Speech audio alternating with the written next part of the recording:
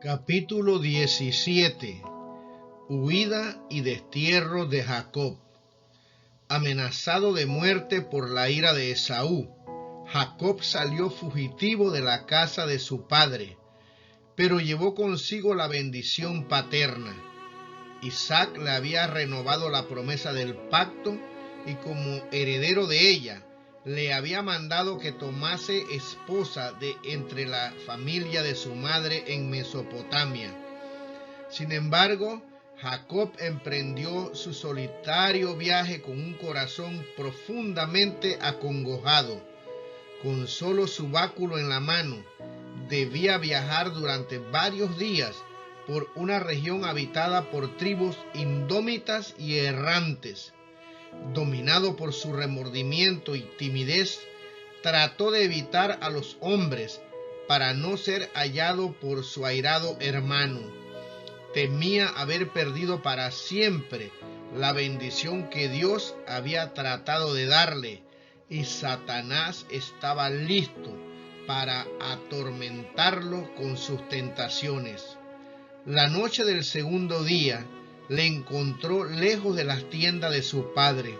Se sentía desechado y sabía que toda esta tribulación había venido sobre él por su propio proceder erróneo. Las tinieblas de la desesperación oprimían su alma y apenas se atrevía a orar. Sin embargo, estaba tan completamente solo que sentía como nunca antes la necesidad de la protección de Dios.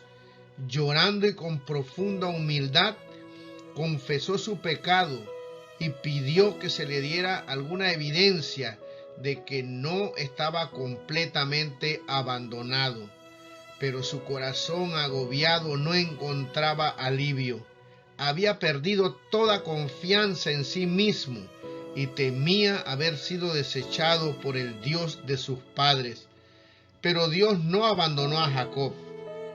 Su misericordia alcanzaba todavía a su errante y desconfiado siervo. Compasivamente el Señor reveló a Jacob precisamente lo que necesitaba: un Salvador. Había pecado, pero su corazón se llenó de gratitud cuando vio revelado un camino por el cual podría ser restituido a la gracia de Dios. Cansado de su viaje, el peregrino se acostó en el suelo con una piedra por cabecera. Mientras dormías, vio una escalera clara y reluciente que estaba apoyada en tierra y su cabeza tocaba el cielo. Ver Génesis capítulo 28. Por esta escalera subían y bajaban ángeles. En lo alto de ella estaba el Señor de la gloria, y su voz se oyó desde los cielos: Yo soy Jehová, el Dios de Abraham tu padre y el Dios de Isaac. La tierra en que estaba acostado como desterrado y fugitivo le fue prometida a él y a su descendencia. Al asegurársele, todas las familias de la tierra serán benditas en ti y en tu simiente. Esta promesa había sido dada a Abraham y a Isaac, y ahora fue repetida a Jacob. Luego, en atención especial a su actual soledad y tribulación, fueron pronunciadas las palabras de consuelo y estímulo: He aquí, yo soy contigo y te guardaré por donde quiera que fueres, y te volveré a esta tierra, porque no te dejaré hasta tanto que haya hecho lo que te he dicho. El Señor conocía las malas influencias que rodearían a Jacob y los peligros a que estaría expuesto. En su misericordia abrió el futuro ante el arrepentido fugitivo para que comprendiese la intención divina a su respecto y a fin de que estuviese preparado para resistir las tentaciones que necesariamente sufriría cuando se encontrase solo entre idólatras e intrigantes. Tendría entonces siempre presente la alta norma a que debía aspirar y el saber que por su medio se cumpliría el propósito de Dios, le incitaría constantemente a la fidelidad. En esta visión, el plan de la redención le fue revelado a Jacob, no del todo, sino hasta donde le era esencial en aquel momento.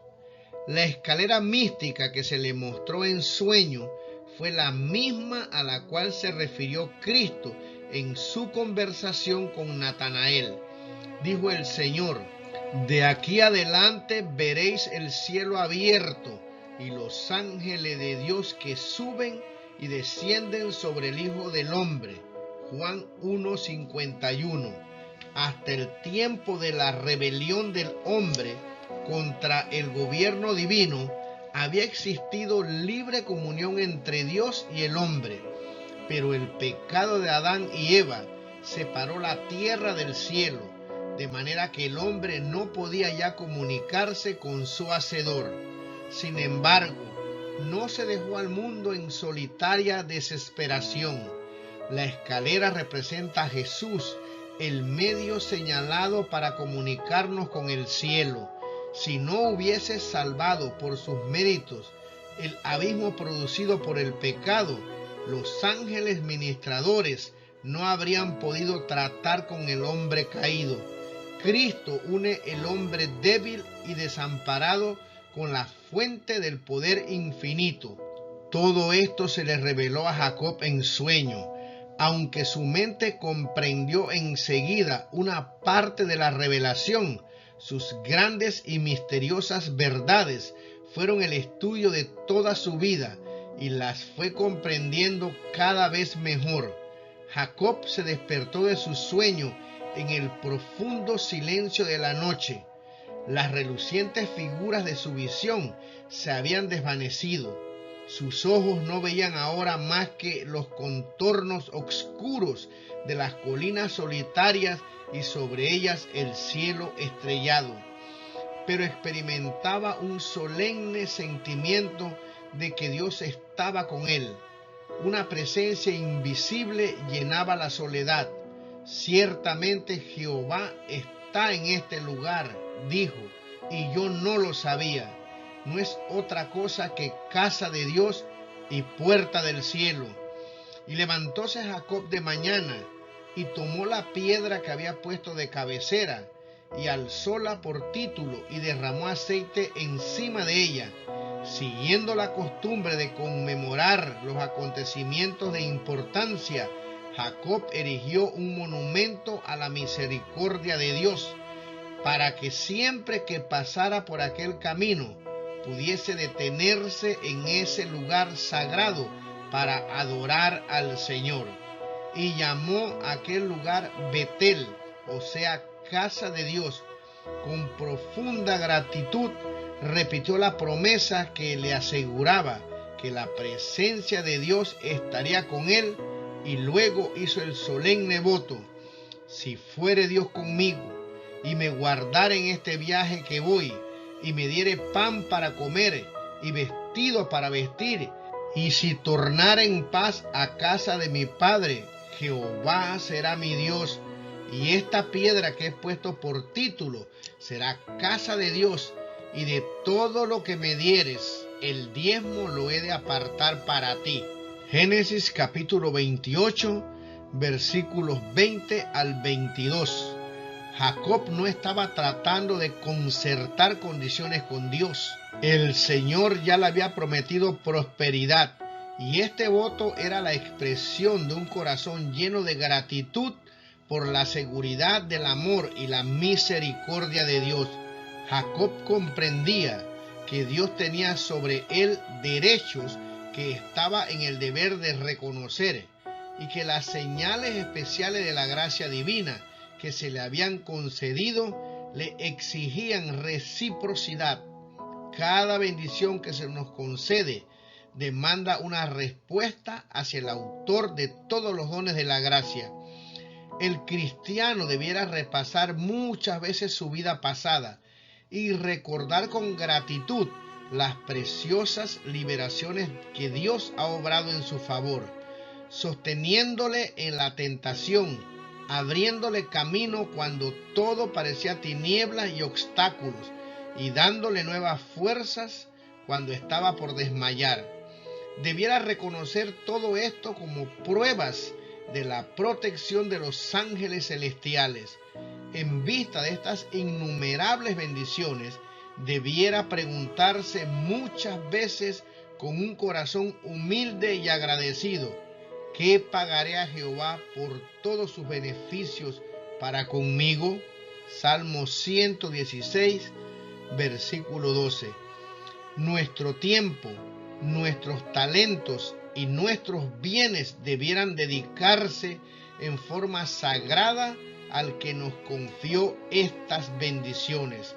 Cada vez que se obra en nuestro favor una liberación especial o recibimos nuevos e inesperados favores, debiéramos reconocer la bondad de Dios, expresando nuestra gratitud no solo en palabras, sino como Jacob, mediante ofrendas y dones para su causa. Así como recibimos constantemente las bendiciones de Dios, también hemos de dar sin cesar. Y todo lo que me pidieres, dijo Jacob, el diezmo lo he de apartar para ti. Nosotros que gozamos de la clara luz y de los privilegios del Evangelio, nos contentaremos con darle a Dios menos de lo que daban aquellos que vivieron en la dispensación anterior, menos favorecida a la nuestra. De ninguna manera. A medida que aumentan las bendiciones de que gozamos, no aumentan nuestras obligaciones en forma correspondiente. Pero cuán en poco las tenemos, cuán imposible es el esfuerzo de medir con reglas matemáticas lo que le debemos en tiempo, dinero y afecto en respuesta a un amor tan inconmensurable y a una dádiva de valor tan inconcebible. Los diezmos para Cristo, oh mezquina limosna, pobre recompensa para lo que ha costado tanto. Desde la cruz del Calvario, Cristo nos pide una consagración sin reservas. Todo lo que tenemos y todo lo que somos lo debiéramos dedicar a Dios. Con nueva y duradera fe en las promesas divinas y seguro de la presencia y la protección de los ángeles celestiales, prosiguió Jacob su jornada a la tierra de los orientales. Pero qué diferencia entre su llegada y la del mensajero de Abraham casi 100 años antes. El servidor había venido con un séquito montado en camellos y con ricos regalos de oro y plata. Jacob llegaba solo, con los pies lastimados, sin más posesión que su cayado. Como el siervo de Abraham, Jacob se detuvo cerca de un pozo y fue allí donde conoció a Raquel, la hija menor de Labán. Ahora fue Jacob quien prestó sus servicios, quitando la piedra de la boca del pozo y dando de beber al ganado. Después de haber manifestado su parentesco, fue acogido en casa de Labán.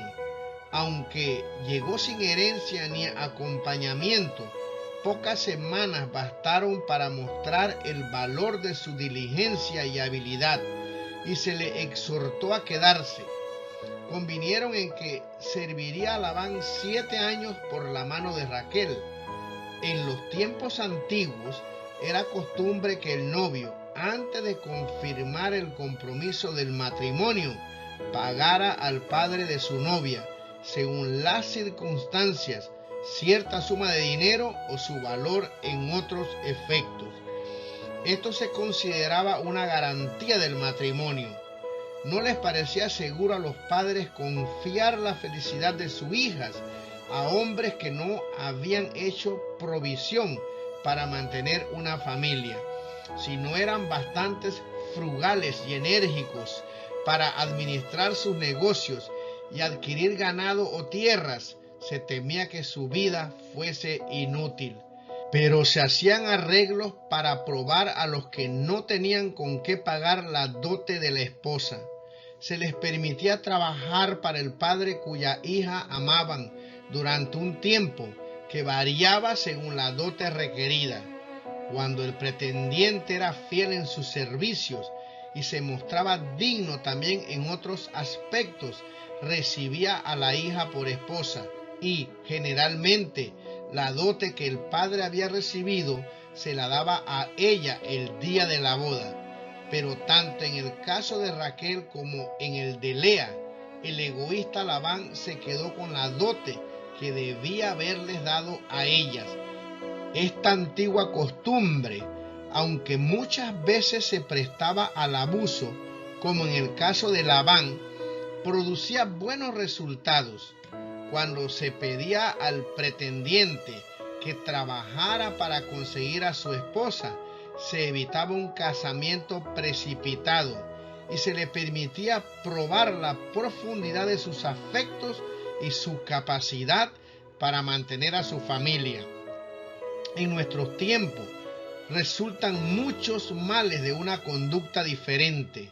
Muchas veces ocurre que antes de casarse, las personas tienen poca oportunidad de familiarizarse con sus mutuos temperamentos y costumbres, y en cuanto a la vida diaria, cuando unen sus intereses ante el altar, casi no se conocen. Muchos descubren demasiado tarde que no se adaptan el uno al otro, y el resultado de su unión es una vida miserable.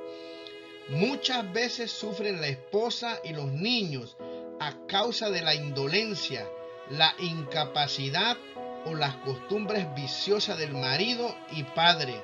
Si, como lo permitía la antigua costumbre, se hubiesen probado el carácter del pretendiente antes del casamiento, habrían podido evitarse muchas desgracias. Jacob trabajó fielmente 7 años por Raquel, y los años durante los cuales sirvió pareciéronle como pocos días porque la amaba. Génesis capítulo 29, versículo 20. Pero el egoísta y codicioso Labán deseó de retener tan valioso ayudante. Cometió un cruel engaño al sustituir a Lea en lugar de Raquel. El hecho de que Lea misma había participado del engaño hizo sentir a Jacob que no la podía amar. Su indignado reproche fue contestado por Labán con el ofrecimiento de que trabajara por Raquel otros 7 años. Pero el padre insistió en que Lea no fuese repudiada, puesto que esto deshonraría a la familia. De este modo se encontró Jacob en una situación sumamente penosa y difícil. Por fin decidió quedarse con Lea y casarse con Raquel. Fue siempre a Raquel a quien más amó, pero su predilección por ella excitó envidia y celos, y su vida se vio amargada por la rivalidad entre las dos hermanas. 20 años permaneció Jacob en Mesopotamia, trabajando al servicio de Labán, quien, despreciando los vínculos de parentesco, estaba ansioso de apropiarse de todas las ventajas. Exigió 14 años de trabajo por sus 2 hijas, y durante el resto del tiempo cambió 10 veces el salario de Jacob. Con todo, el servicio de Jacob fue diligente y fiel. Las palabras que le dijo a Labán en su última conversación con él describen vívidamente la vigilancia incansable con que había cuidado los intereses de su exigente amo. Estos 20 años he estado contigo. Tus ovejas y tus cabras nunca abortaron, ni yo comí carnero de tus ovejas. Nunca te traje lo arrebatado por las fieras. Yo pagaba el daño, lo hurtado así de día como de noche. De mi mano lo requerías. De día me consumía el calor y de noche la helada, y el sueño huía de mis ojos. Génesis capítulo 31, versículos del 38 al 40. Era preciso que el pastor guardase sus ganados de día y de noche. Estaban expuestos al peligro de ladrones y de numerosas fieras que con frecuencia hacían estragos en el ganado que no era fielmente cuidado. Jacob tenía muchos ayudantes para apacentar los numerosos rebaños de Labán, pero él mismo era responsable de todo. Durante una parte del año era preciso que él quedase personalmente a cargo del ganado para evitar que en la estación seca los animales pereciesen de sed y que en los meses de frío se helasen con las crudas escarchas nocturnas. Jacob era el pastor jefe y los pastores que estaban a su servicio eran sus ayudantes. Si faltaba una oveja, el pastor principal sufría la pérdida y los servicios a quienes estaba confiada la vigilancia del ganado tenían que darle cuenta minuciosa si éste no se encontraba en estado lozano. La vida de aplicación y cuidado del pastor y su tierna compasión hacia las criaturas desvalidas confiadas a su vigilancia han servido a los escritores inspirados para ilustrar algunas de las verdades más preciosas del Evangelio. Se compara a Cristo en su relación con su pueblo, con un pastor. Después de la caída del hombre, vio a sus ovejas condenadas a perecer en las sendas tenebrosas del pecado. Para salvar a esta descarriada, dejó los honores y la gloria de la casa de su padre. Yo buscaré la perdida y tornaré la amontada, y ligaré la perniquebrada y corroboraré la enferma. Yo salvaré a mis ovejas, y nunca más serán en rapiña, ni las bestias de las tierras las devorarán. Se oye su voz que las llama a su redil, y habrá sombrajo para sombra contra el calor del día, para acogida y escondedero contra el turbión y contra el aguacero. Su cuidado por el rebaño es incansable. Fortalece a las ovejas débiles, libra a las que padecen, reúne los corderos en sus brazos y los lleva en su seno. Sus ovejas le aman, mas al extraño no seguirán, antes huirán de él, porque no conocen la voz de los extraños. Ezequiel 34:16, versículo 22, versículo 28, Isaías capítulo 4, versículo 6 y Juan capítulo 10, versículo 5. Cristo dice: el buen pastor su vida da por las ovejas, mas el asalariado y que no es el pastor, de quien no son propias las ovejas, ve al lobo que viene y deja las ovejas y huye, y el lobo las arrebata y esparce las ovejas. Así que el asalariado huye porque es asalariado y no tiene cuidado de las ovejas. Yo soy el buen pastor y conozco mis ovejas y las mías me conocen. Juan 10, versículo 11 al 14. Cristo, el pastor principal, ha confiado el rebaño a sus ministros como subpastores y les manda que tengan el mismo interés que Él manifestó y que sientan la misma santa responsabilidad por el cargo que les ha confiado. Les ha mandado solemnemente ser fieles, apacentar el rebaño, fortalecer a los débiles, animar a los que desfallecen y protegerlos de los lobos rapaces. Para salvar a sus ovejas, Cristo entregó su propia vida y señala el amor que así demostró como ejemplo para sus pastores. Mas el asalariado y que no es el pastor, de quien no son propias las ovejas, no tiene verdadero interés por el rebaño. Trabaja solamente por la ganancia y no cuida más que de sí mismo. Calcula su propia ventaja en vez de atender los intereses de los que le han sido confiados, y en tiempos de peligro huye y abandona al rebaño.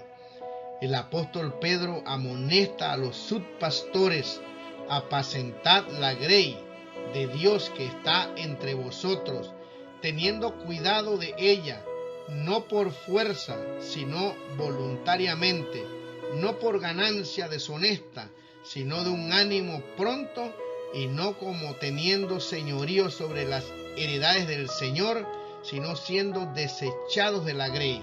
Y Pablo dice: por tanto, mirad por vosotros y por todo el rebaño en el que el Espíritu Santo os ha puesto por obispos, para apacentar la iglesia del Señor, la cual ganó por su sangre.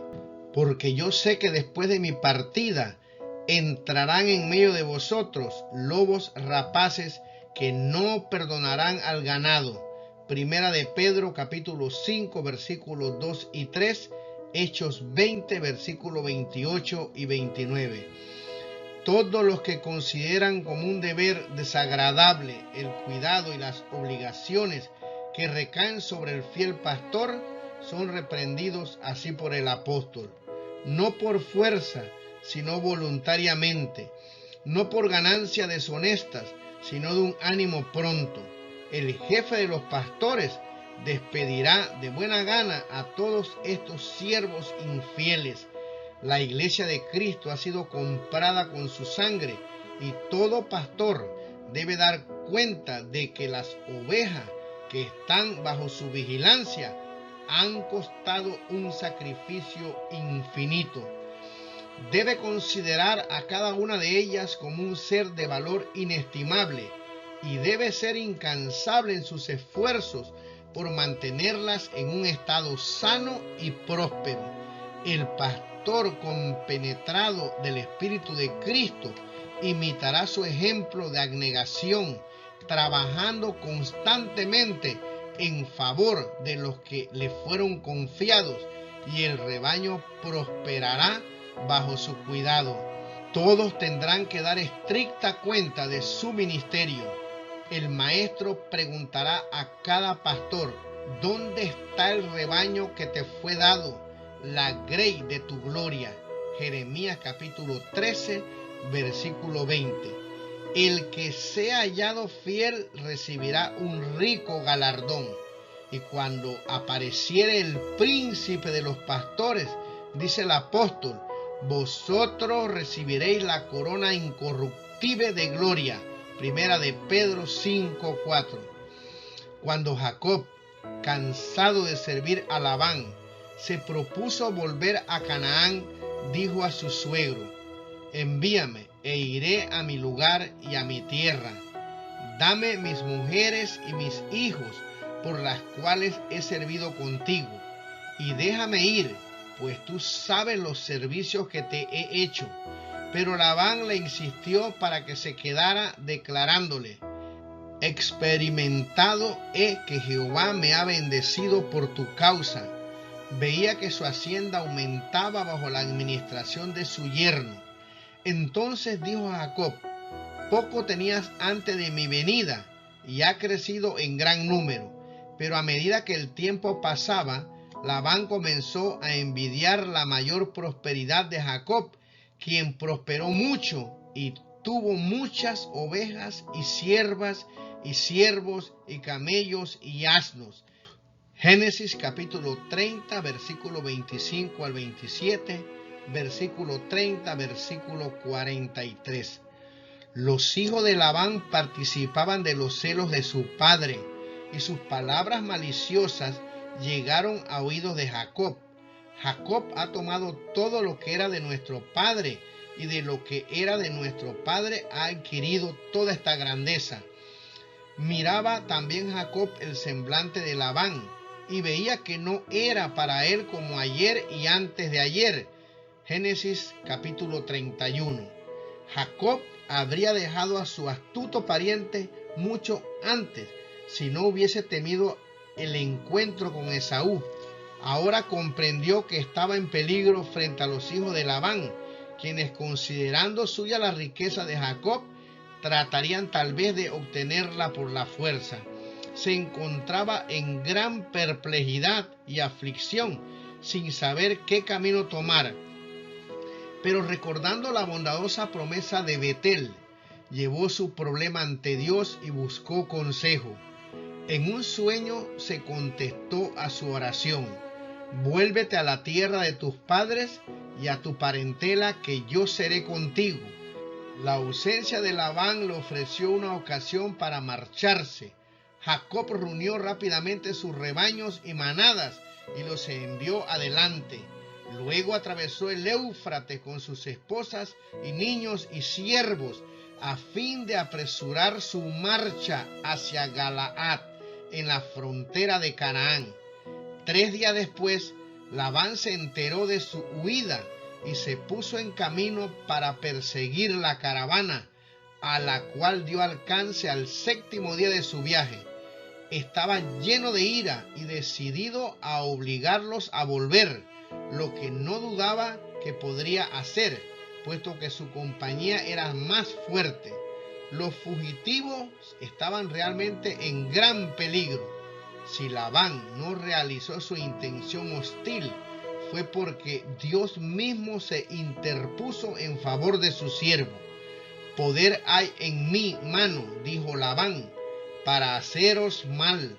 Mas el Dios de vuestro padre me habló anoche diciendo: guárdate que no hables a Jacob descomedidamente. Es decir, que no debía inducirlo a volver, ni por la fuerza, ni mediante palabras lisonjeras.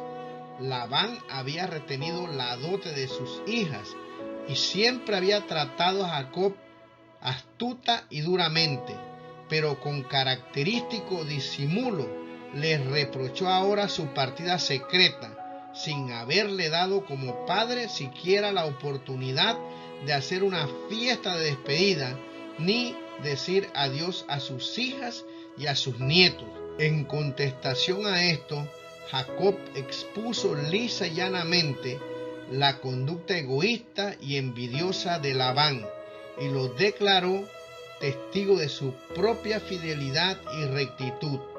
Si el Dios de mi padre, el Dios de Abraham y el temor de Isaac no fuera conmigo, dijo Jacob, de cierto me enviarías ahora vacío. Vio Dios mi aflicción y el trabajo de mis manos y reprendióte anoche. Labán no pudo negar los hechos mencionados y propuso un pacto de paz. Jacob aceptó la propuesta y en señal de amistad fue erigido un monumento de piedra. A este lugar dio Labán el nombre de Mizpa, majano del testimonio, diciendo: atalaye Jehová entre mí y entre ti, cuando nos apartáremos el uno del otro. Dijo más Labán a Jacob: he aquí este majano, y he aquí este título, que he erigido entre mí y ti.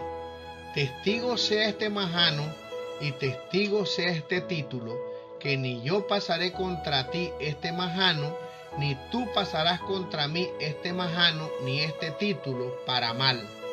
El Dios de Abraham y el Dios de Nacor juzgue entre nosotros, el Dios de sus padres. Y Jacob juró por el temor de Isaac su padre. Para confirmar el pacto, celebraron un festín.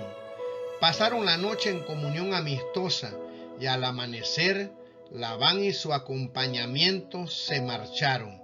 Después de esta separación, se pierde la huella de toda relación entre los hijos de Abraham y los habitantes de Mesopotamia.